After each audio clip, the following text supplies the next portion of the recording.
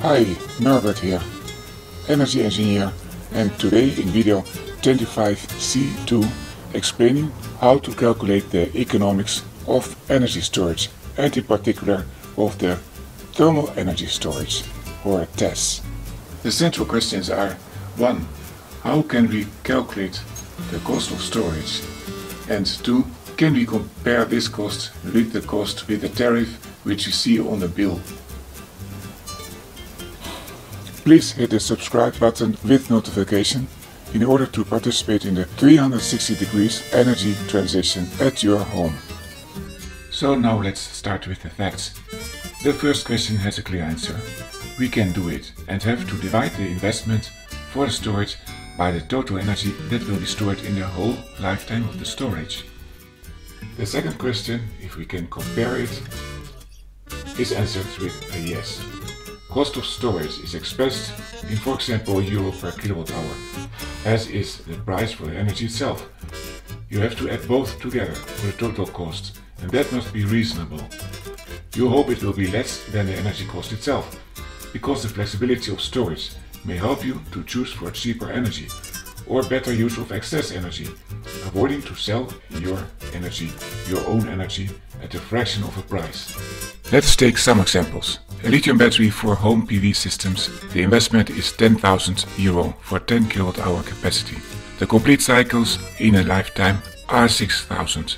Then we have a total energy of 6,000 times 10 kWh or 60,000 kWh. We divide investment through total stored energy and get 17 euro cents per kWh. Adding this storage price to a grid price of 30 cents per kWh, we get to 47 cents. But if you would have to sell excess PV energy for 10 cents per kWh, then storing and not selling it would have a price of 27 cents per kWh, and that is less than the purchase cost of 30 cents, or it can be becoming a turbulent future. If you compare this with a simple 100 ampere hour LED battery of 100 euros, such a one as you saw in my videos on blackouts, then you get in the same way 700 cycles times 0.6 kWh is a total of 420 kWh throughout the battery life.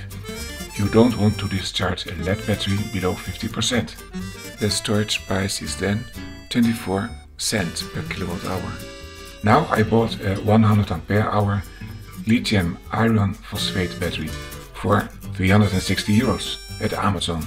See in the description the link. Just comparing this battery with the same single and bare LED battery, and the result becomes 6,000 cycles plus 1 kWh, because we can deep discharge this battery, and then we get 6,000 kWh throughout the battery life. The storage price is therefore 360 euros divided by 6,000 kWh, and then we get at 6 cents per kWh.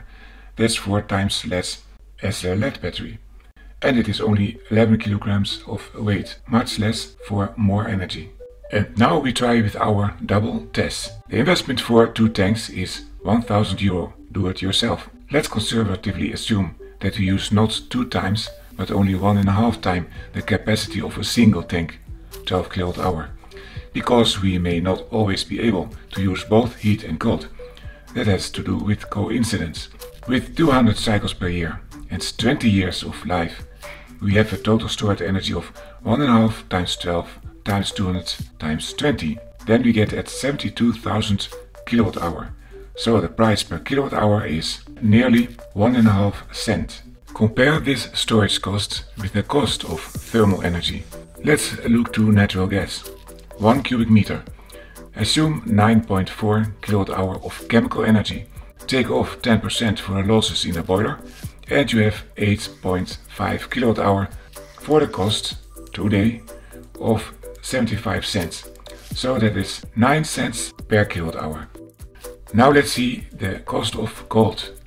Assume again an electricity price of 30 cents divided by the cold multiplication factor of the airco.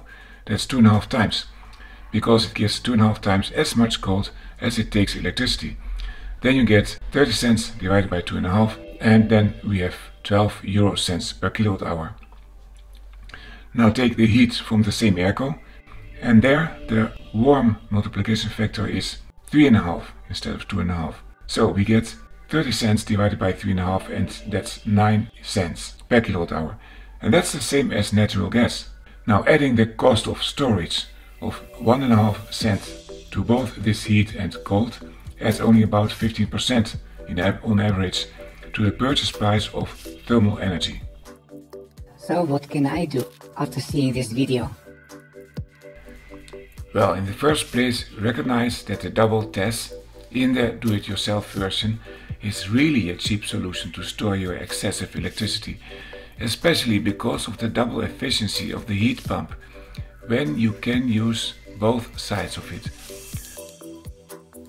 So call your plumber, show this video, and start to plan the kind of TES and the size of TES which suits you. The TES will allow you to invest less in expensive lithium batteries that contain scarce materials that have impact on the environment and also social issues. Also important thing after seeing this video, to prepare yourself for a blackout. Climate disasters will also disrupt cooling, but most of all heating is important in those circumstances. Well, and the double TES is able to cool and to heat your house. The double TES is able to run cooling and heating on a very small consumption, a pump under 100 watts. And for smaller projects I can recommend you, just as I did, the 100 ampere hour lithium iron phosphate battery, which has many positive reviews on Amazon. Find the link in the description and exploit my experience and reading reviews without paying a dime more than buying it without my link. I hope you found this video informative and sufficiently short. Please tell me in the comments if I should be more concise or on the contrary, maybe more detailed. Please like and share the video and put a notification to be always informed if I make a new video, because I would really like to make this a full-time job and help you do it yourself to keep control over your energy situation in your home. We must make it happen, this energy transition, starting from ourselves. Let's show the decision makers that we care. This week they told us that the climate system is already collapsing now. Did you hear that, Stu? I wish you good energy. We wish you a good energy.